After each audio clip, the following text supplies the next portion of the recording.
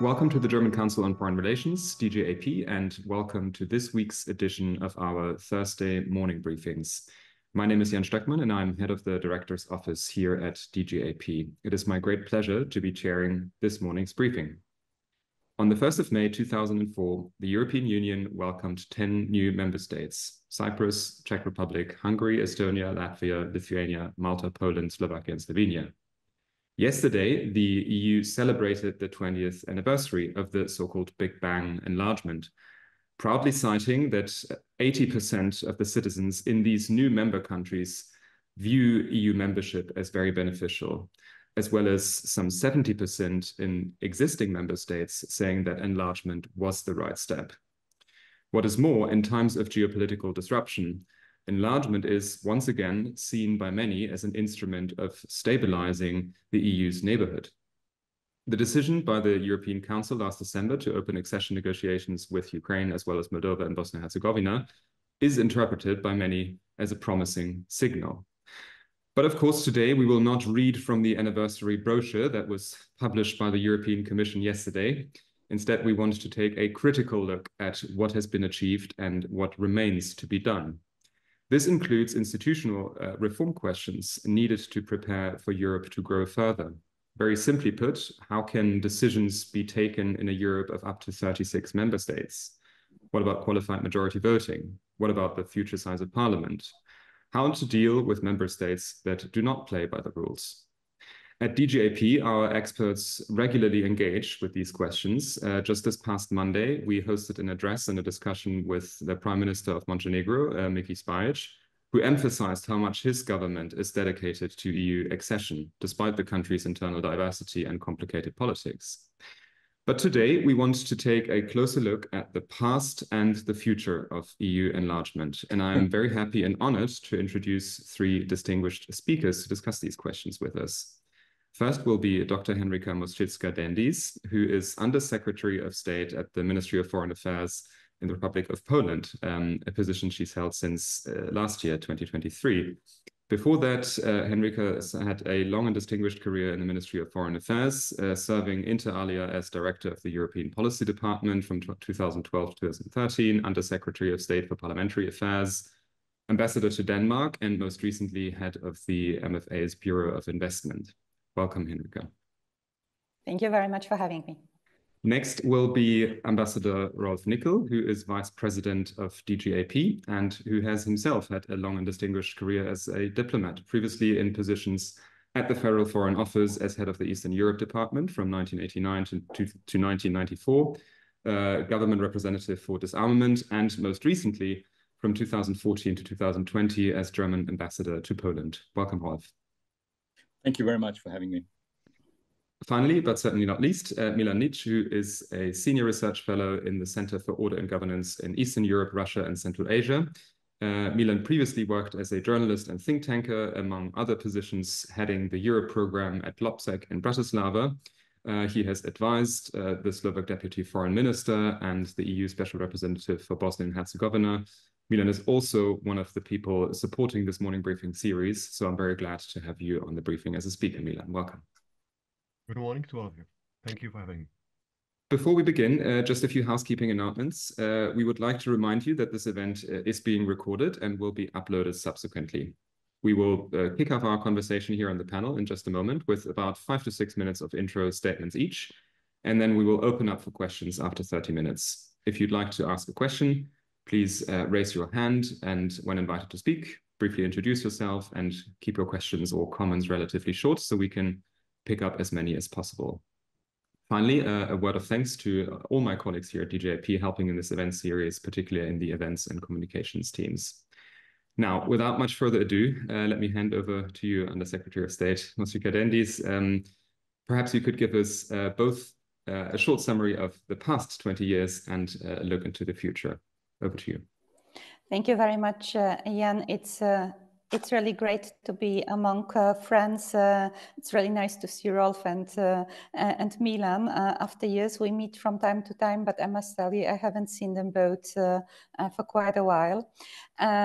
I stand in front of an almost impossible task to summarize the last 20 years of Poland's EU membership and give you a perspective of the next 20 years in 5 minutes. So I'll be really very brief, but it's very important to me to say, for me to say that as I greet you from sunny Warsaw this morning, this is really a week of celebrations here in Poland. This 20 years in the European Union have been an incredible success story. Not only an economic success story, but a success story in a plethora of fields, be it people-to-people contacts, be it the openness of the country, be it an incredible boost and development of infrastructure, of investments, etc. Let me just give you a few numbers because I think they're striking when you think about the context. I myself joined the Foreign Office back in 2001, and this was the time when the accession talks were about to finish. And my first department and first assignment in 2002 was the European Union department, one of the first EU departments in the Polish administrations, where we focused on implementing the acquis communautaire, coordinating the challenges and talking about, what's ahead of us. We tried to create the whole structure and be prepared for the future. And I remember that at that time, we not only focused about how to make the system sustainable and stable for the future, and we were the first ones to do so. There were not many countries to base our experiences on. Let me just remind you that it was Sweden, Austria, and Finland joining ahead of Poland back in 1995. So between 1995 and 2004, it was almost a decade, and the experiences of these countries were completely different. We were a post-communist country trying to evolve to Western values, liberal democracy, market-based and market-oriented economy, and building many structures, not only the European structures from the scratch. So looking from that perspective of 2004, where we basically were really developing the wheel, to today's perspective, it's just an incredible story. People tend to forget that back in 2002, 2003, when the negotiations were finalized and we signed the accession treaty, there were many discussions in the West whether Poland is fit for EU membership and whether we would handle the challenge, also because of the size of the challenge. I can just say how many areas were difficult to negotiate and to find a consensus on, be it the agriculture and the situation of the Polish farmers. I suppose now many of you hear the echoes in today's protests when we talk about Ukraine's future membership in the Union, but also free movement of people and the access to the single market. This all were stories which today seem forgotten because of this incredible Polish economic success, but at that time, back then, were not seen as, let's say, promising perspective. So in that sense, I would like to advocate for the thesis that the enlargement policy is actually still, and based on the Polish example as well, one of the most successful policies of the EU ever. So we should not give up on it, but rather force a revival of the enlargement agenda with the new institutional cycle, which will begin after the European Parliament's elections. But just a few numbers about Poland, how Poland changed within the last 20 years. So obviously, the biggest profits come from both the membership in the single market and the full participation in the single market, which Polish companies and Polish people really embraced and fostered. Then Then the financial transfers. Poland is one of the biggest, if not still the biggest, receiver of EU funds, be it the cohesion funds or other financial instruments. The number of transfers reaches more than 240, I think, billion euros. But thereby, I mean, since the money is invested well in Poland, and I always use the word invested and not spent, Poland managed to get richer and to develop. Speaking about becoming richer, we are now the 21st biggest economy globally. So Poland stands at the gates of the G20. Our GDP, our accumulated GDP doubled within this last 20 years. Per capita, it quadrupled, almost quadrupled, from 5,400 euros back in the early 2000s to almost 20,000 last year. So it's an incredible rise in numbers. Poland has also risen in terms of GDP per capita. The EU's average back in 2000. We were at 47% of the EU's average back in 2004 or 2003, and now we are at the 80% of that. So it's a great success story showing that that a well embraced and well implemented enlargement policy can actually be a booster for each and every country's growth. Mistakes, problems, challenges, obviously there are some. In particular, the demography of Poland is challenging, and this will pose us in front of a huge trouble in the future. Therefore, I mean, the current government is, for example, working not only, let's say, on instruments to boost the domestic demographic numbers, if you wish, but also on a migration strategy in order to, first of all, adapt to the needs of the future. Poland is getting older, and there are not enough people coming on to the labor market, and that's probably one of the biggest challenges for the future. We live longer, but we still are not working long enough. We don't stay long enough on the labor market. This is a big challenge here in Poland. People don't want to stay longer on the labor market. So enlarging the labor age, so to say, is not part of the discussion. So we have to somehow fill the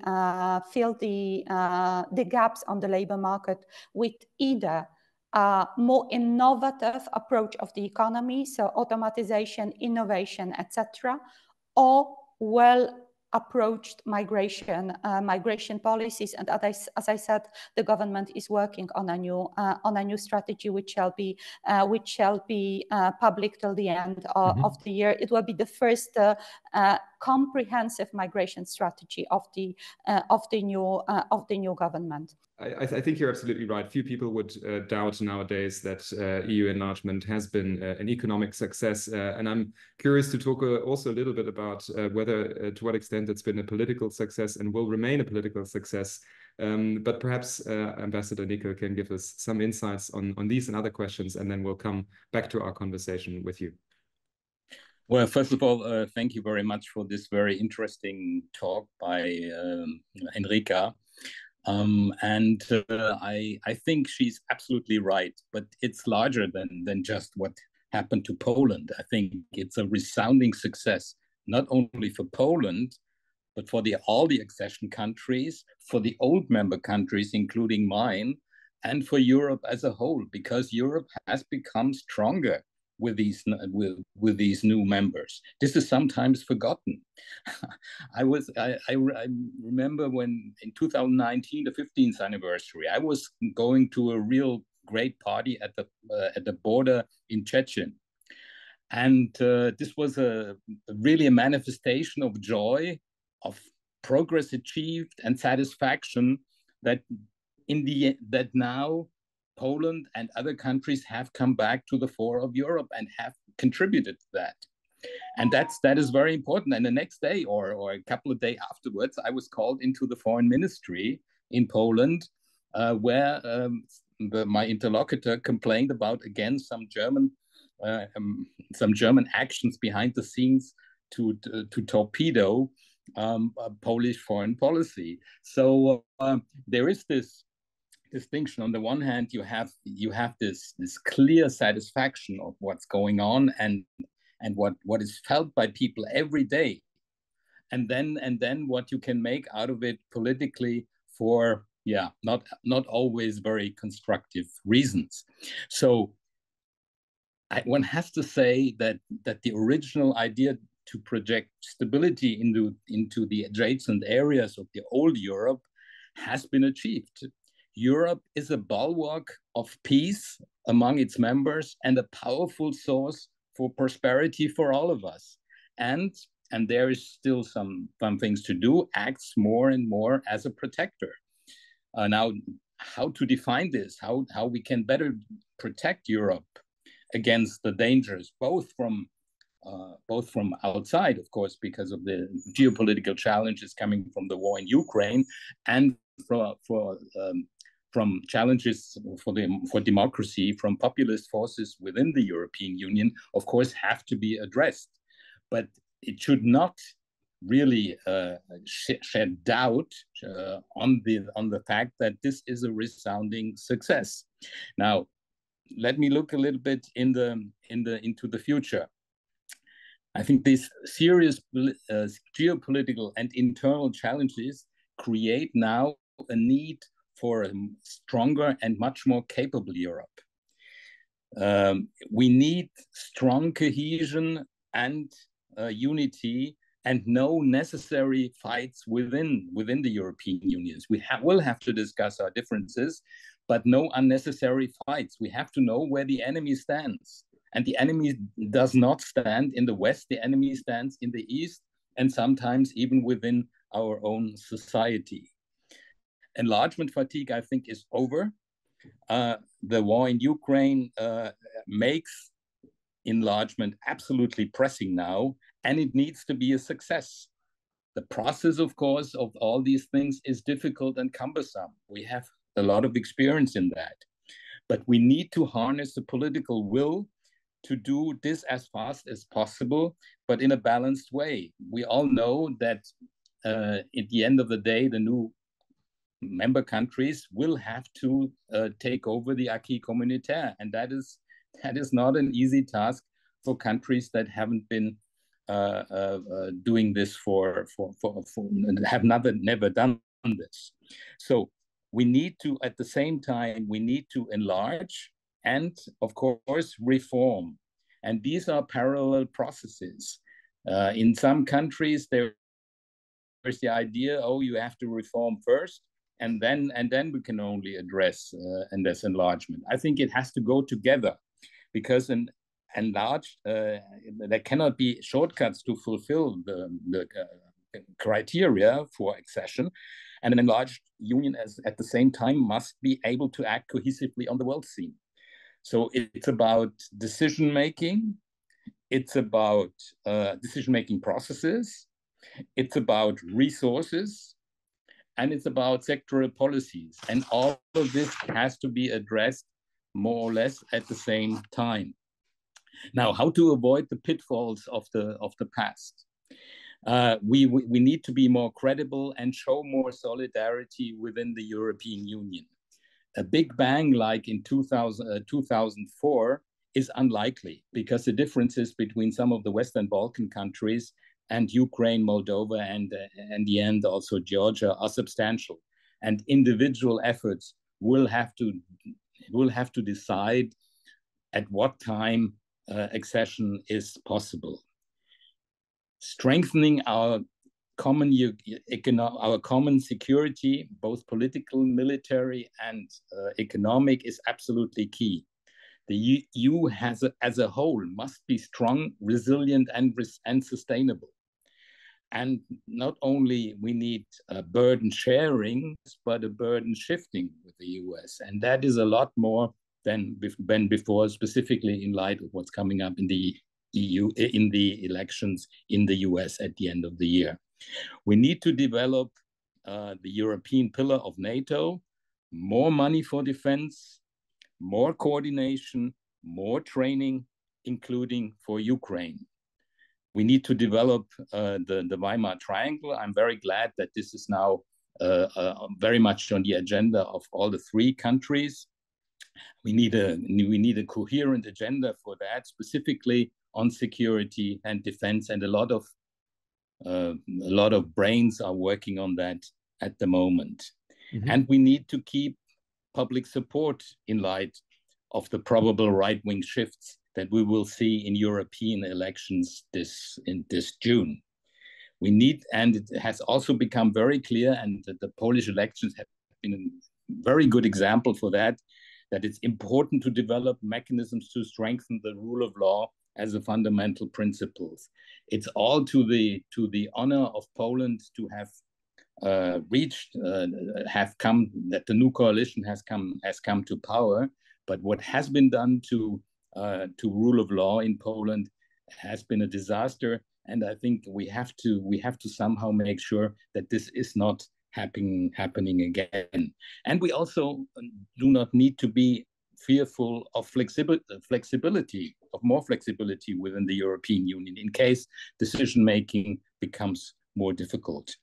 In my conclusion, I would just say there's no reason for pessimism right now, even though that is for many the order of the day. Polish elections have shown us the way, the breeze of fresh air for Europe, not only for Poland, but for the whole of Europe. And we must maintain the political will to support Ukraine, whatever it takes. I want to quote Roosevelt to stop. The only thing we have to fear is fear itself. Thank you. Thanks a lot. There's indeed a long list of things to do, and I'll be glad to hear more about that in the Q&A. But for now, let me hand over to Milan. From your perspective, I believe you were in Prague on Tuesday and Wednesday, so perhaps you could tell us what the past and future of EU enlargement feels like from your perspective. Totally. Thank you. And it's really an honor to speak after Henryka and Rolf, and after their enlightening perspective. Let me share you what I experienced in Prague, at the Prague Castle on Tuesday, 2 days ago. I had a chance to participate at the conference on the 20th anniversary of Czechia in the EU, Vision for an Enlarged Europe. It was a special occasion for me because Prague is a city where I studied. It's my former capital under Czechoslovakia, the country that no longer exists, but the Czechs and Slovaks met again in the EU after 2004. But the conference was unique because it was opened by two excellent keynote speeches by the two presidents, Petr Pavel and Bundespresident Frank-Walter Steinmeier, who came to visit the Czech Republic on that occasion of the 20th anniversary. If there are some people in our audience that participated at the conference, I invite them in a Q&A to chip in with their observation. But let me highlight one point from President Steinmeier's speech, in which he reminded the audience strong parallels between now and then, between the Big Bang enlargement of 2004 and the challenging enlargement ahead of us now, including what's happening in Ukraine. So back in 2004, according to President Steinmeier, European leaders seized a unique historical opportunity. They were overcoming a historical division of Europe at the time when the world was reorganizing itself, and it was a far-reaching strategic decision. It also felt at the Prague Castle that was a reunion of no longer older and new member states, but member states like Germany and Czech Republic facing the challenges of today together. And oops, sorry, I clicked in a way that I lost my notes. But 20 years later, we feel that this long that this peaceful and enlarged Europe is no longer so easy to celebrate, because we are currently experiencing the greatest challenge for the European continent since the end of Second World War. The idea of a peaceful, sovereign coexistence of democratic countries in Europe is literally under attack day and night in Ukraine. So now, 20 years after the largest enlargement of our union, we are once again in a historic situation, and we are facing together this enormous challenge. There are up to 10 countries in the EU accession process at various stages, as was mentioned, and we are assuring them that they belong to a free Europe, to our union, to which, by the way, they applied as their sovereign decision, because they are countries in the European continent, and in our founding treaties, they are granted this right to apply to the EU. So we are now asked to secure our long-term goal, which is peaceful coexistence in freedom in Europe, at the time when Russia attacked Ukraine, and which brought full-scale war back to Europe, war between two states, which we thought that era is over. So what does this commitment mean now for us when the war returned to Europe? And I think it was very appropriate and remarkable from President Steinmeier that he answered this question with a quote from Václav Havel, exactly there at the Prague Castle. And Havel, at the time of NATO's intervention in Kosovo in 1999, 25 years ago, there's another anniversary that we are that just passed few days ago. He said that there are simply situations where you have to shout enough, and to intervene then, Havel said, was not only an act of solidarity, but also an act of self-preservation. And dear colleagues, I think this parallel is very important, because if you look at the conclusions from the European Council of June 1999, so the first European summit after the terrible, sad experience of airstrikes on Serbia to stop ethnic cleansing in Kosovo was over, you can see that that was the decision to accelerate the Eastern enlargement. So with the experience of war in the territory of Europe, a decision was taken to stabilize Central Eastern Europe in a big bang way, not in small groups, but the decision to move ahead with all countries that were at that time in the accession process was taken in principle after the war in Kosovo. We often forget this.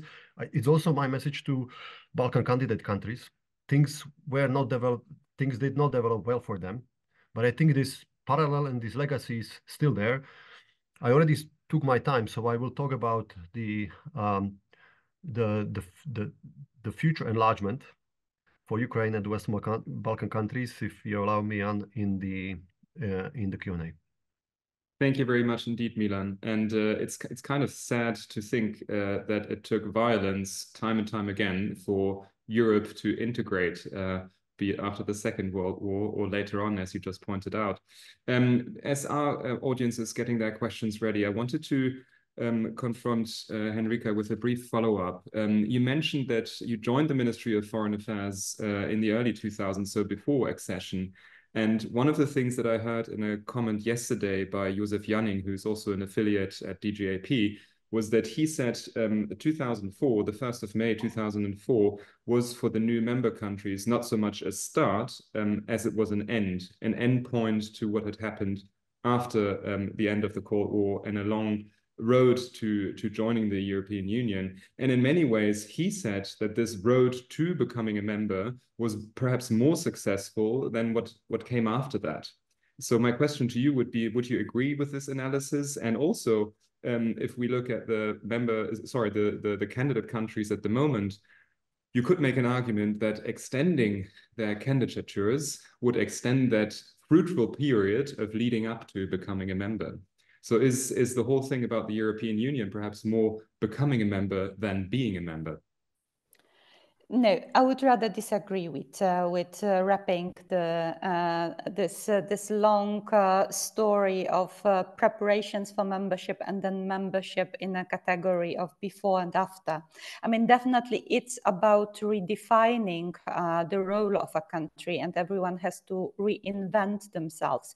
But the membership as such is not a target per se. I mean, becoming part of the community is only when becoming part of the community, maybe I'll wrap it that way, you can basically become part of all the instruments and profit from the membership in full scale.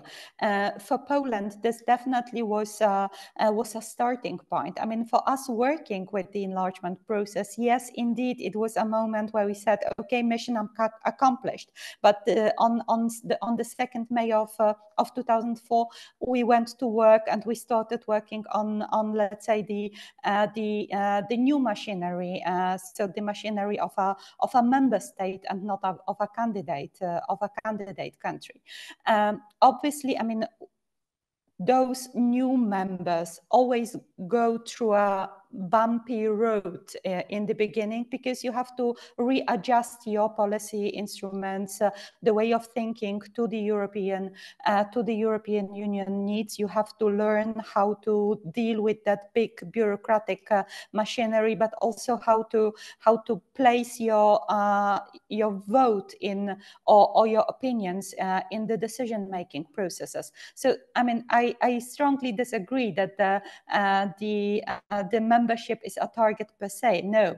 I mean, definitely we are there to shape the union. I think, if I may be a bit provocative, I think after 2004, for many of our partners in the West, it was difficult to accept that we won't be a silent partner, but that now, as of the 1st of May 2004, this group of 10 countries from Eastern Europe, but also Cyprus and Malta from the Mediterranean region, that they will try to become a vocal part of that community, and they will have an impact on how the community will change and develop.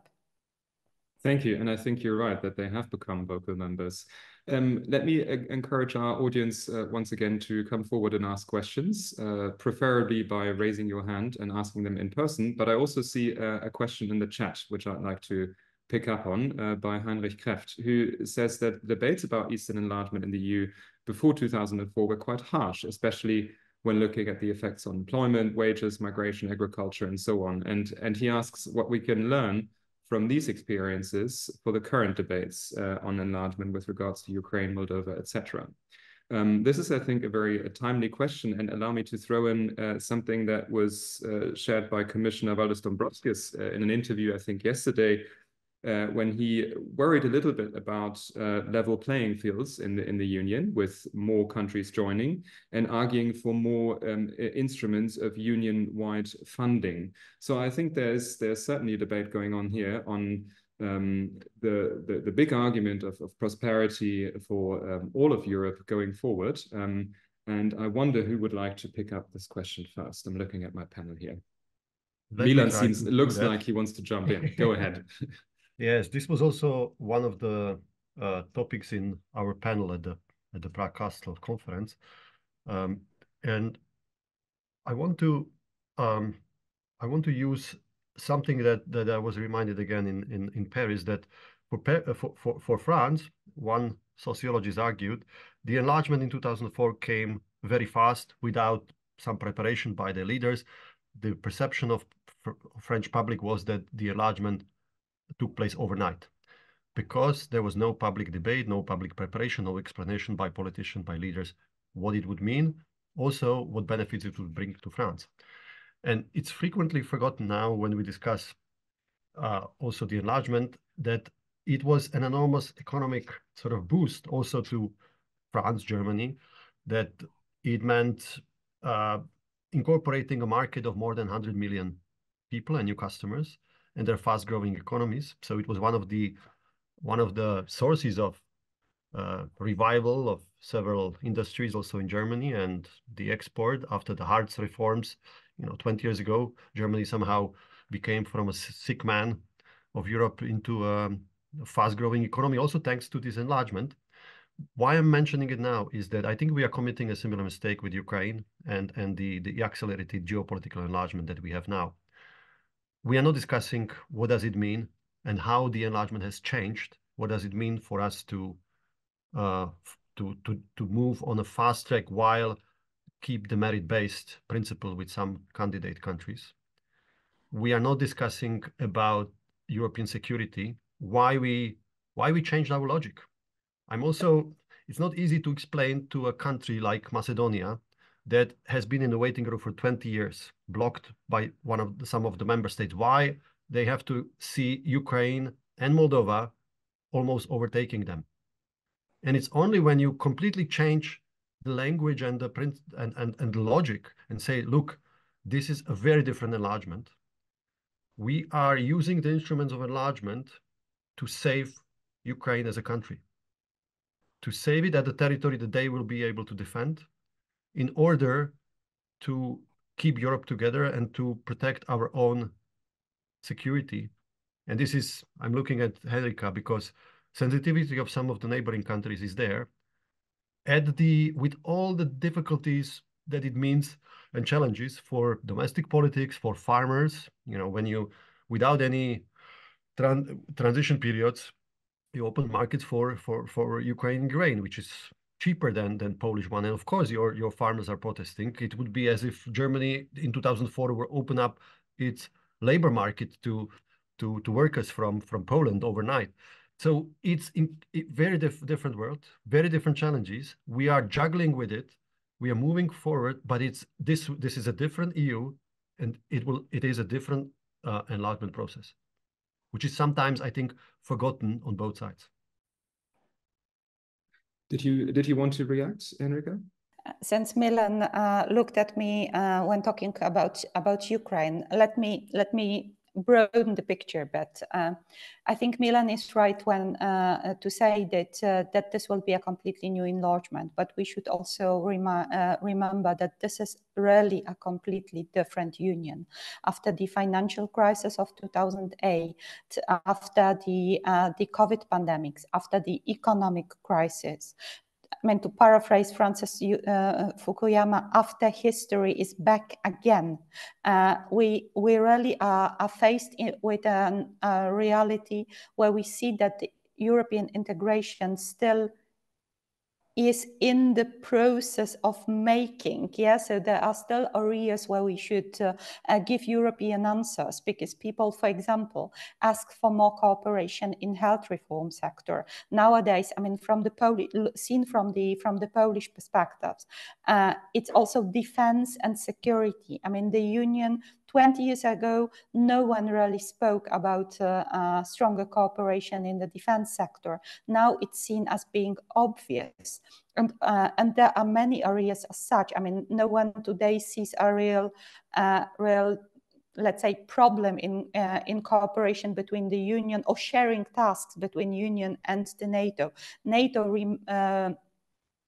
being at the bulk of our security and the main security guarantor, still in a kind of synergy can cooperate, or the Union can cooperate with the NATO. So I think there is a lot of different approaches to many issues. And I would also like to come back to Milan's sentence about the Western Balkans.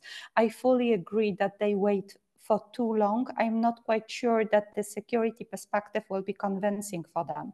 I think what we should focus much more in the future is a proper approach to enlargement instruments, because this agenda seemed to be forgotten for after the Big Bang enlargement. I don't think that we focused enough on the reforms and on embracing the countries, for example, of the Western Balkans. There were so many competing aspects of European integration that we sometimes really, I think, omitted this agenda. Thank you. I think that's a very good point, that thinking about enlargement is also a good exercise for existing members to think about how the current union functions and thinking about institutional reforms. which is something that we have to come back to. But I also know that, Henryka, you have to leave, unfortunately, for another appointment in a few minutes. So I wanted to raise one more issue that Rolf Nikel brought up in his opening remarks about the need to do more for Europe as a protector.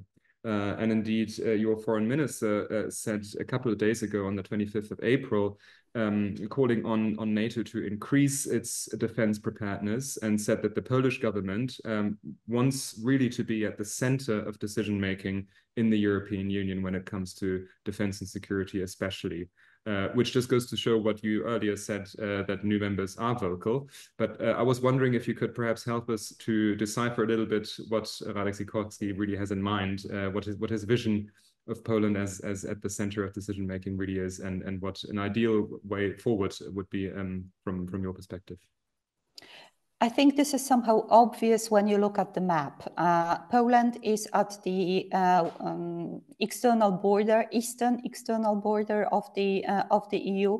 We face a more and more critical neighborhood. I mean, with the war in Ukraine, but also with Belarus sending migrants to attack the Polish border. So a kind of hybrid track from that side of the world. As I said, I mean, we're speaking about hard security in Europe again. So I think the Western world looks much more to the east nowadays, and the center of discussions in the Union have somehow moved east, mainly because of the war in Ukraine. But I think we also realize that without more cooperation, more coordination, and more role sharing, the Union won't become stable and secure in the future. So deterrence, more cooperation in terms of defense industry, role sharing, rapid reaction forces. This is what my minister also travels around preaching. These are all aspects where the EU is or has to be much more active and much more determined to achieve concrete results. Just looking at Ukraine, we obviously say we will help them as long as it takes, or the West will be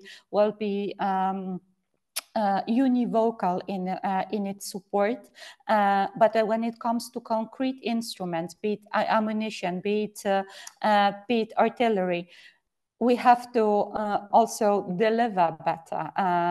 Thank you very much to the Czech colleagues and the Czech president for coordinating the munition initiative. But this was just one of the instruments showing how much we neglected the defense industry in the last 20 years. We're not able to produce enough in Europe. So these are very basic challenges we faced with for the future. Thank you very much indeed. And I know that you have to run off to a next meeting. So thanks a lot for joining us. And hope to see you soon again on the morning. Thank you very much. It was a pleasure to see all of you. Thank you. Thank you.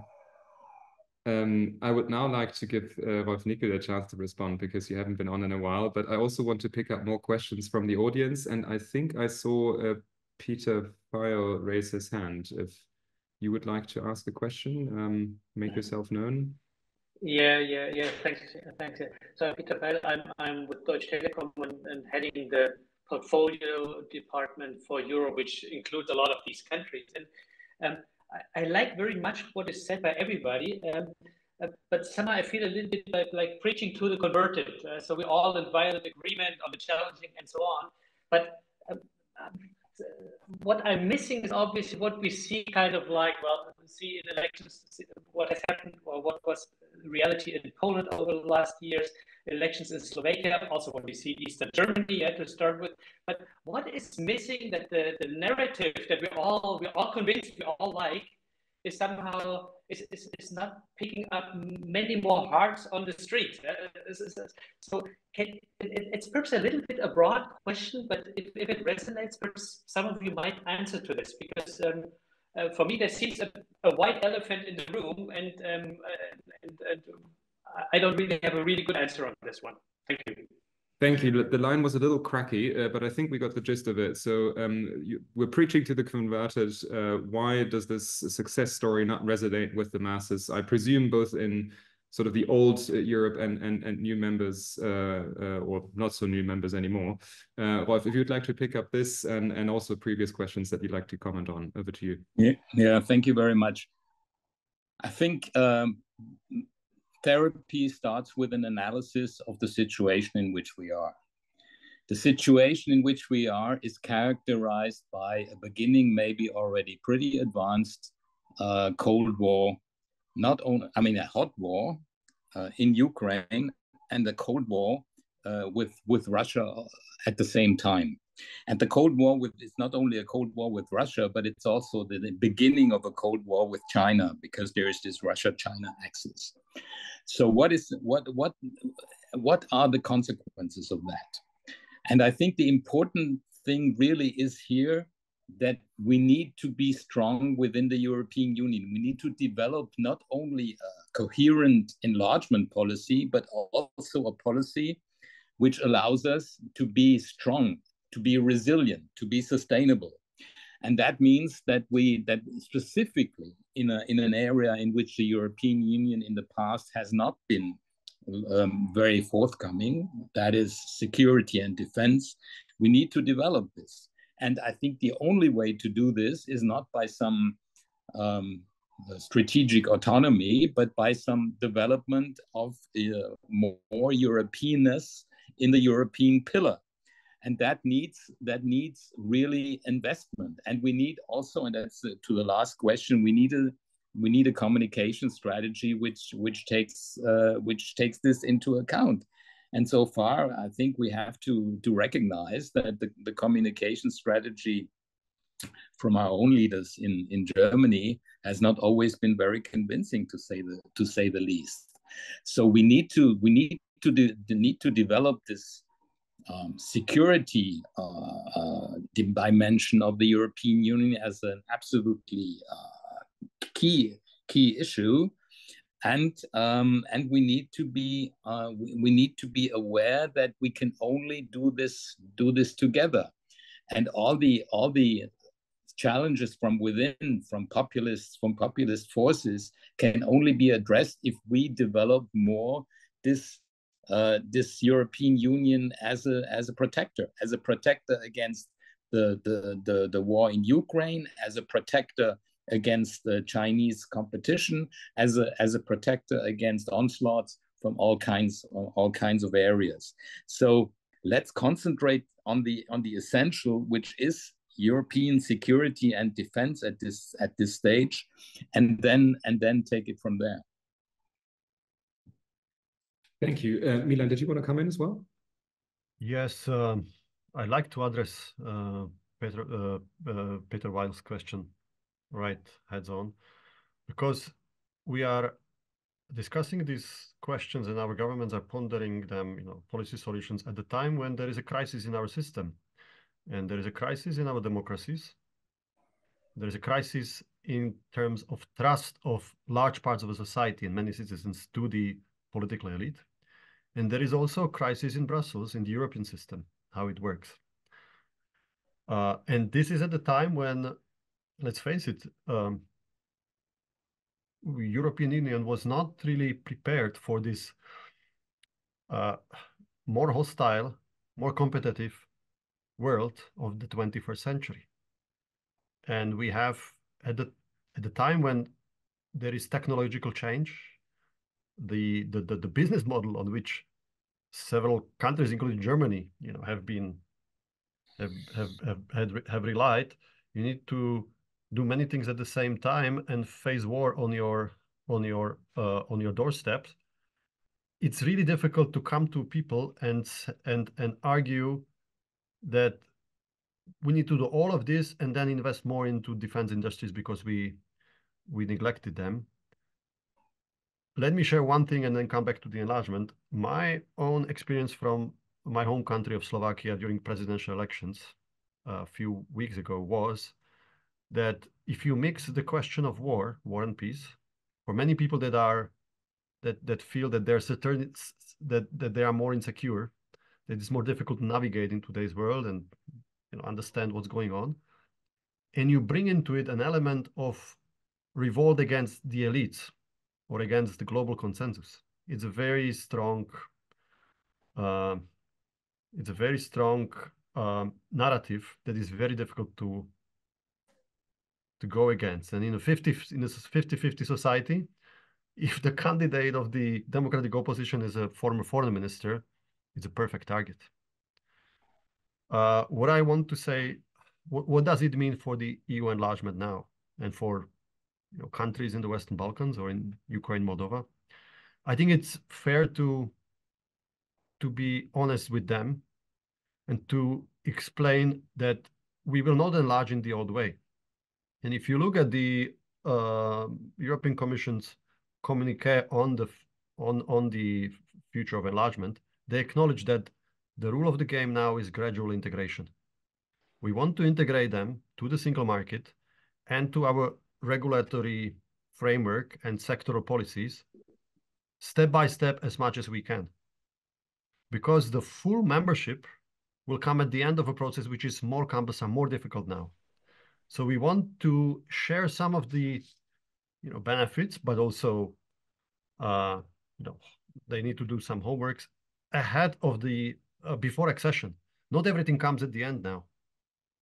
And also we want to use the window of opportunity with Moldova, for instance, or Ukraine when there is now. So there is I think a very interesting publication by DGAP to do some of our own promotion on the series of memos on what the future for the next European Commission should be doing, and we have there a 1-page on the enlargement, how the enlargement policy is changing, and you can read more of this, including the challenges to the next EU budget. Thank you, Milan. So on this note, allow me to pick up another question from the chat by Samantha Matthew, who, if I understand the question correctly, is asking about intellectual property, IT, mobility networking methods, etc. In other words, also the technical basis and the style of enlargement and cohesion questions to be answered nowadays as opposed to in the past. So perhaps to broaden this question, we could also ask about the kind of policy fields and the practical challenges that European policymakers faced when creating a fair common market, including stability, transparency, and defense in a world of 2024, as opposed to a world in 2004, which was vastly different when we look at digital economy, green economy, etc., etc., and indeed also if we look at the larger geopolitical picture. So perhaps to ask an almost philosophical question about our briefing that we have today, to what extent can we really learn from the past experience in 2004, as opposed to the kinds of challenges that a future European Union of 30-something member states will face? So what are the technical challenges that are different now from 20 years ago? Who would like to have a go at this first? I'm not so sure that we need a technical debate at this stage, because what is at stake here, and I may be repeating myself, is that we are in the beginning of a Cold War, and we need to harness all the forces that we have in order to address the problems that derive from that fact. And there is obviously a big difference between the countries that are candidate now for the European Union. If you look at the Balkan countries, which have been in negotiations, some of them for quite a while, and others that are just beginning, and they're very different challenges that they have.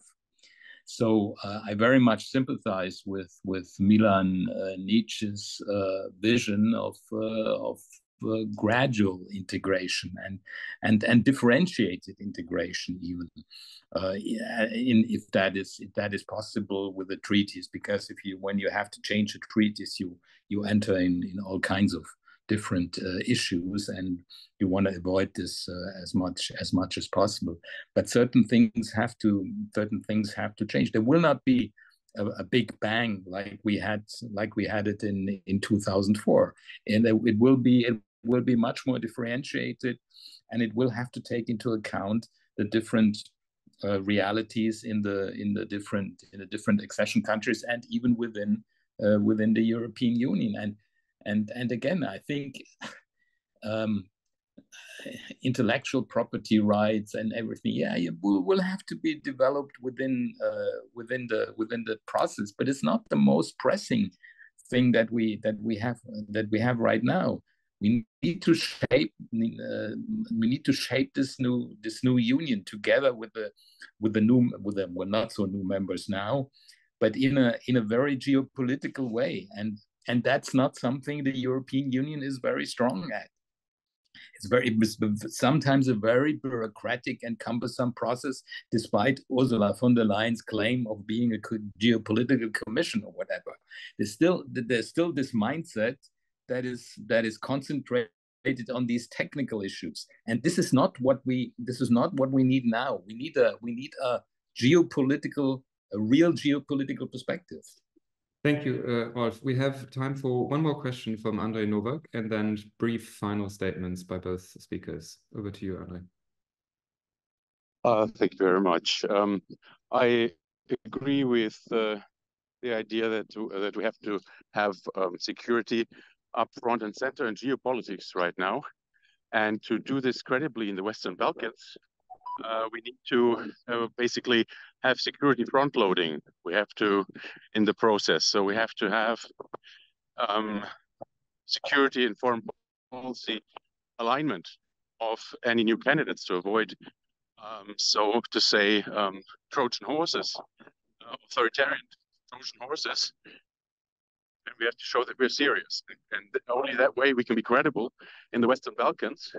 And I think it's wrong to show Serbia too much tolerance in this regard, and try to forget events like what's happened in Kosovo at Banska, or Dodik's shenanigans in Bosnia, and also some role Serbia plays in Montenegro. So I think that after World War II, in Austria and Germany, it was forbidden to pursue the same goals as a party or as a politician by law that Nazi Germany tried to achieve during the war and during its time in power. And I think that's a huge mistake, that we are not being clear on this, and we're using just too many carrots, acting like bean counters towards the largest economy in the Western Balkans, and not sticks. And I would like to hear your opinion on that. Thank you. Thanks. Okay. Milan, would you like to go first, and then yes. Ambassador Rolf Nikel has the last word. Oh yes. So I would address the question from Andrej Novak as yes and no. The front-loading security is already, that has happened because most of the 6 Balkan countries are NATO members. Serbia is not a member, and Bosnia-Herzegovina is linked but divided on that. In terms of not only security, but disinformation and all these things, it's very tricky with Serbia. Also because what I alluded to, the history of NATO bombing 25 years ago, and the feeling, the historical sort of friendship with Russia, which is now being explored.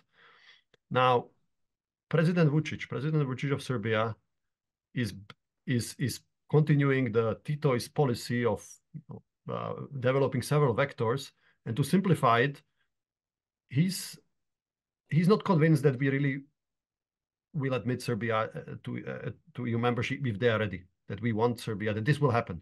So he's developing another vector with China, for instance, where regulatory issues are including in digital and all these that Samantha asked is included. He just signed a free trade agreement with China, which is breaching the rules of being admitted to the single market that he also wants. So at some point he will need to choose if we continue with the enlargement process, and if we continue bringing Serbia closer. This is, I think, the right answer, including, I think, in the growth plan, the new sort of package from the European Commission, there is more stress, more emphasis on foreign policy alignment. Serbia avoided to choose between sanctions on Russia and getting some of the benefits. The space to maneuver is increasingly shrinking for the president of Serbia, and I think it's right. But I also understand that balancing on the in the society where now support for the EU membership of Serbia is down to 35%, they really don't think that it will happen during their lifetime. It's not so easy. Thank And you. I want to say just one more thing. What President Vučić is not telling his own people, Serbia is helping Ukraine and sending ammunition to Ukraine in volumes that are larger than all other 5 Western Balkan countries combined. This is part of the balancing act, which I think is important to pursue from our side. Good to know indeed. Thank you, Milan and Rolf Nikel. Any closing words from your side? Well, I mean, I think it's important to keep in mind the attractiveness of the European Union still outside Europe. I mean, when you look at some discussions that we have inside the European Union, you feel, oh, well, a lot of pessimism and everything. And if you go, the more you go outside, you realize how attractive Europe is, and that should be a source of optimism for us as well, and to be able to continue to be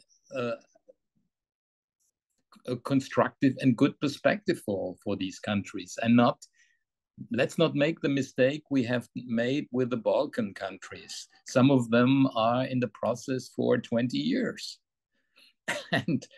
And this is something that even the strongest supporter will.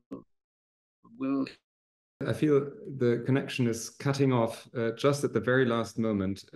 But Rolf Nikel, thank you nonetheless for these closing words. We're ending on a relatively good note. Thank you very much to our panelists and to the audience for a lively debate on this sunny Thursday morning. The DGAP morning briefing series will pause next week due to the public holiday, Ascension Day, and then resume on the 16th of May. Thank you very much and have a lovely day. Bye-bye.